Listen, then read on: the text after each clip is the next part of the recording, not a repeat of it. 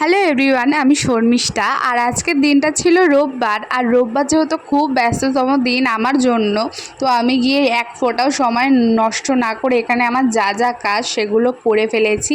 করেই তারপর আমি আর এক ফোঁটাও সময় পাইনি। আর এখন বাজে 6টা, আমি কিন্তু চান করে উঠেছি। 6:30টার সময় আমি দোকানে গেছি, দেখছি এই পরিমাণ ভিড়। তারপরেই আমি আর দেরি না করে যেই না ভেতরে ঢুকেছি, দেখছি যে সবই ফাঁকা। আমাকে আমার ভাই বললো যে সব শেষ হয়ে গেছে, শুধু একটু মোমো ছিল।